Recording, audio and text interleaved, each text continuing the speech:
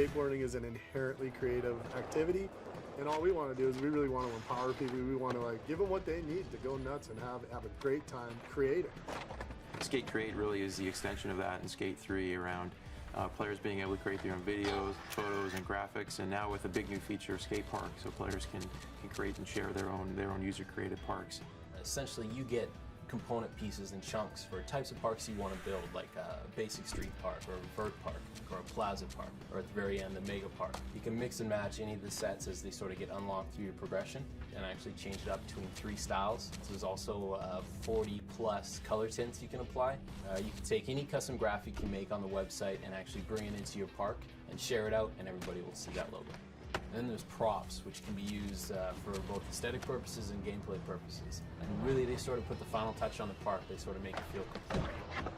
At any point, I can choose to upload that park to the community. So, you know, if you create that nice, big, epic mega park that you want to session that night with your friends, it's as simple as sending in an invite to a free skate session in that park. That park is then available to be seen in-game through the browser. You can go to the website. If you're killing time at work, you can actually browse skate parks. Flag it for download. The next time you come back to your console, it'll be there waiting for you.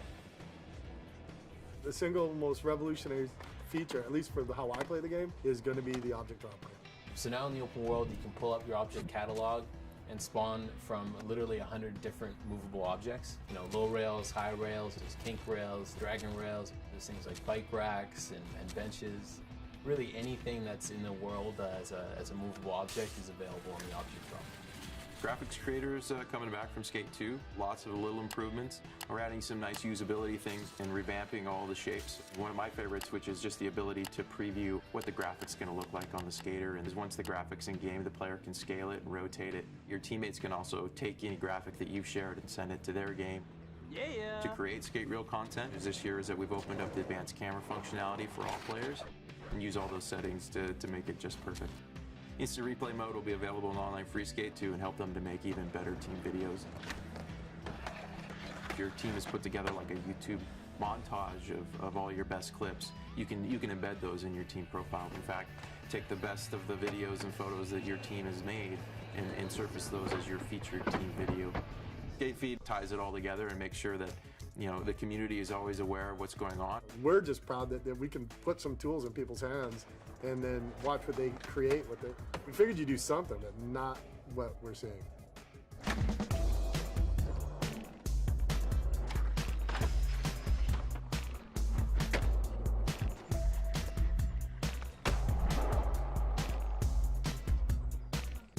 So, one of the things that we wanted to do with Skate 3 is, teach skateboarding a little bit better than we have in the past. So we started cruising around the interweb, and lo and behold, we did. We found the dude, the one, the only, Coach Frank. Hey, you having problems on your skateboard? Having trouble with the ladies? Oh my God, would you leave me alone? Or men? Loser? Hey! You can call me Coach Frank, the best skateboard coach money can buy. Not only am I a skateboard coach, I'm also a love consultant. Hi. Cute.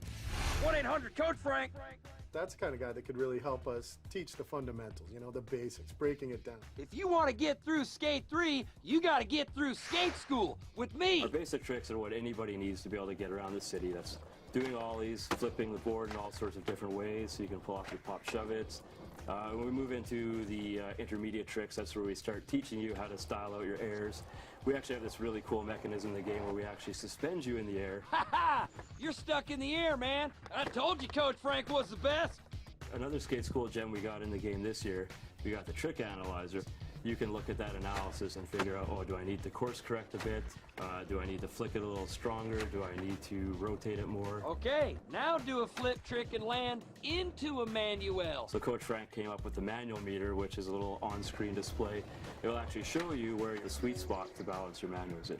Now that's a regular manual if I've ever seen one. And when you land tricks, here will give you feedback on whether you've landed tricks cleanly or if you've landed the trick sketchy.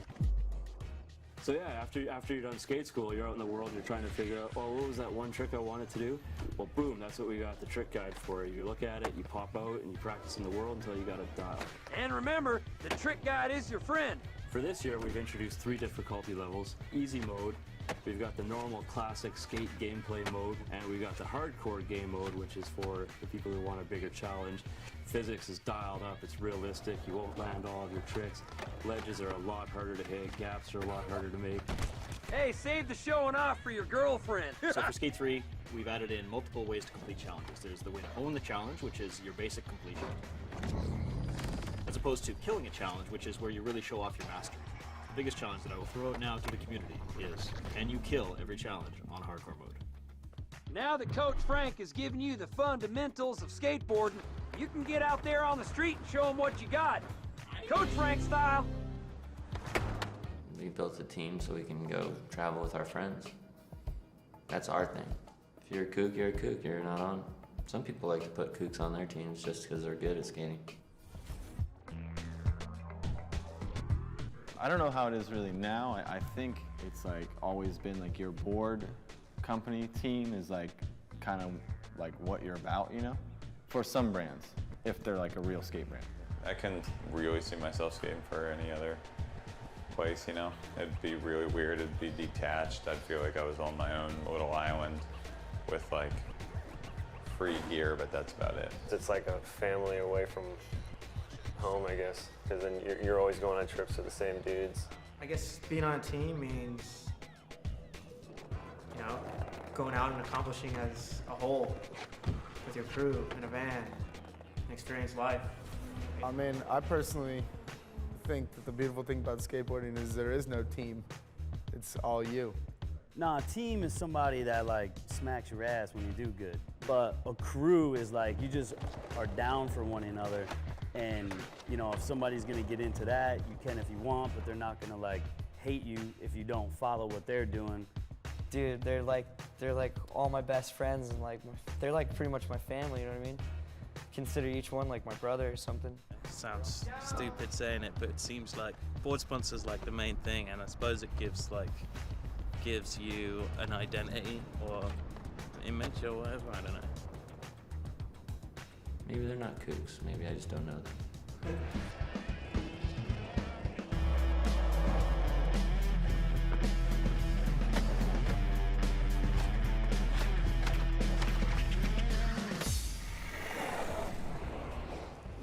Last year, if you were to compare us to Skate 2, you would say that cars ruled the city, divided the spaces of the city of downtown. Whereas this year, the pedestrians kind of rule, so it's skateboarders, people walking, and so we're letting that philosophy drive the space of how we created downtown. So we're more plazas, more connectivity between plazas and skate lines and skate spots. It was from a pretty serious thing that happened when, you know, a dear friend of ours, Don Hartley, passed. And his name was the Man Carver. And it is where we got our name from. I know, Tom, you did a little concept art for a memorial plaque. We'll find his plaque downtown somewhere. Yeah. We came up with Carverton, and that memorial, like, talk about the memorial a little more. The thing about memorials is that they're all like modern architecture and very slabby and all like big bulky shapes and stuff like that, which is really conducive to what we're doing in skate. So it was fun just to kind of come up with just like abstract ideas of what would be fun, but still retain the tone of a memorial. What are your favorite places that either you like skating or you're proud of having worked on? I like the Core Plaza, like I would say for collaboration between Tom and I, like concept and building. The crystal one that's like the glass one all... Yeah, the center, the Crystal Towers is what we're calling it, I think. It's right at the center of downtown. It's Tom's design, and then I threw down with the concrete and the paint and the glass. It's a lot of open space in the middle for DMOs and things like that, which will be really fun. But and then there's upper tiered kind of parks and walkways that are before you get to that Crystal Plaza. So there'll be a lot of amazing skate lines I'm sure that people will do. I mean, because it's not just from one flat level. It's like you're coming off of all kinds of different heights and things into it. And so it'll be a real street skaters paradise area. But the fun of skating really comes from how we construct and design and build the environment, so that where we place the benches and where we place the handrails and where we put the stairs all makes skateboarding fun.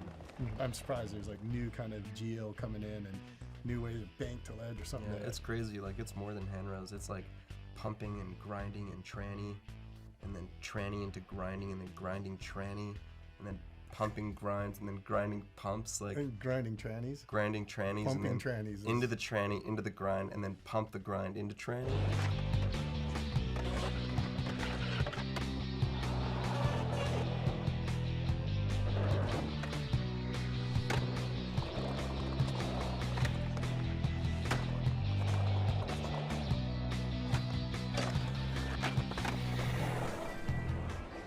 I was just so used to working on like really tight gameplay, like everything was just so packed into each other.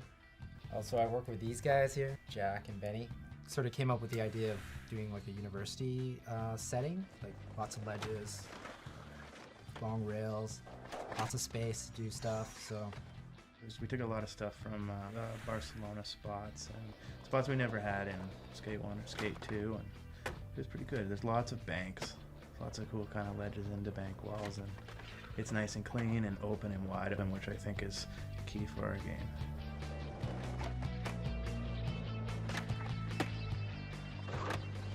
We've got this university that's built for skateboarding. There's pads kind of go up around the mountain. There's big training parks that are all designed specifically for skateboarding. It's a lot more fun than the other districts. You get more time to set up what you need. You can see everything, and nothing's going to pop up in your way. And Benny came through afterwards and made sure that the stuff that I thought might be good, that I was asking Kobe to put in, and he'd actually make it more authentic and skatable. Yeah, top of the hill, there's the Mega this year. We spent a lot of time at the Mega online with the San Van Lokes, and this year it's going to be really fun to jam with those guys because it's way bigger. There's a hidden path outside of the stadium that Kobe's built too. It's faster than anybody gives credit for. The university's faster, hands down. killer fast.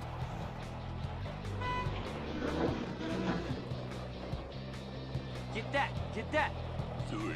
There's maybe even some hidden little areas that have pretty difficult things to skate, but all in all, you can kind of find a little bit of everything there. I think some of the hidden gems are some of the pools that we have skated in the kind of the residential area of the university. They're a lot of fun to skate. You might even meet some pros there if you can find them. Hey, Corpsey, start that song over again. I got it this time. Played this song like 20 times. Landed already.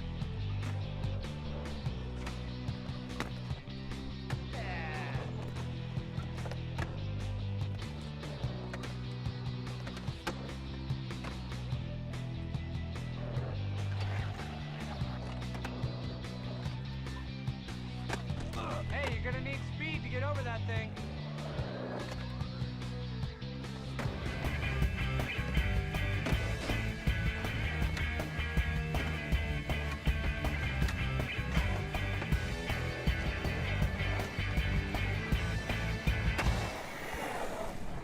Everything came from industrial.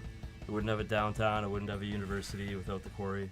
There's a little bit of Port Carverton history. It all started in industrial. That's right. We have had pockets of like industrial stuff in Sandvan. Those spots were always real popular filming wise. Like they looked the most legit. They looked sick, and so it just made sense to make a whole district about those spots. The more variety we give the player to skate, like within ledge heights and gapping to ledges and bending handrails and having them different heights and different shapes and whatever, like that's more fun. You'll recognize a spot based on the way that one piece looks, and you'll go back to that spot because it skates different than everything else in the world. So the more like unique stuff we give the player, the more they're gonna film. So I think the most unique place in industrial, just for looks alone, is probably the quarry. Because you go up there and there's like rocks everywhere, and every rock is like handcrafted, so I mean, naturally that'll be the most unique place in the game. I kind of like the spillway. Pretty intense working on that, so me and Jordan just kind of cranked away and it turned out pretty good. We got the Barnum Spectacular Hastings Bowl. Ghetto spot. Oh, we got 3rd Army in there. 2nd and Navy. Yeah. Yeah, we got everything, dude. Just whatever about those other districts. And, you know, we know what the kids want. They want the grind, man. That's what they want. So we gave it to them. Oh! All right, round two. Release the hounds! I mean the other competitors. Online teams give you the chance to create a team and then take on other teams and challenges online. It's really a way for players to sort of create their own mini communities, organizing teams to make videos or to play together online. We're changing the world with skate. We're actually getting people connected. We've implemented a feature which is the ability to sort of find a teammate. A little bit like a classified system where players can find the team that matches them perfectly as far as what their tendencies are, what type of skating they like to do, being able to find teams and check out what other teams have done and their content. All of that exists both on our website and in the game as well. The main thing that teams affected was how we built the challenges. We actually went back to the drawing board on every challenge type and said, hey, could you do this as a team-based challenge? Old favorites like, you know, the death races and contests and things like that. Makes sense to do it from a team perspective. And we've got a bunch of new challenges this year too. So we've got things like one up. It's kind of like the game of skate, but a little bit different. You've got X number of seconds to get a point total as a team, and then the other team has to then try and beat that and one up it. We got one called domination, where the teams are going against each other trying to own as many spots in a time limit that they can. Another new challenge type this year is called Own the Lot. 6 to 12 things to do within this one area.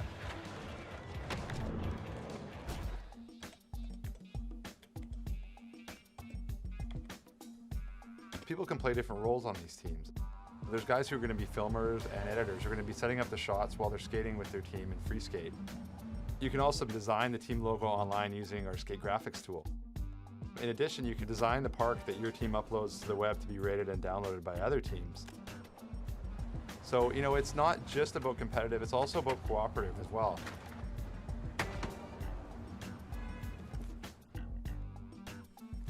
SkateFeed is sort of our own mini little social network that we're building into Skate 3. A page that has news items as well as your stats and a bunch of messages around what your friends and teammates have been doing with the game. You're getting all these messages about their progress, but you're also seeing messages around the content they're creating. It's just another one of those little things that we're doing to try to tie the community together.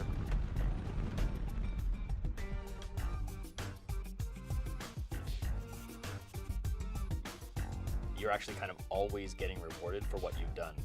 From creating stuff, competing, doing challenges, quite literally everything you do. Shoot photos, film, do a race, kill yourself on a hole of meat, even doing stuff online. Everything you do sells boards. Pretty simple, right? Now go hit the streets.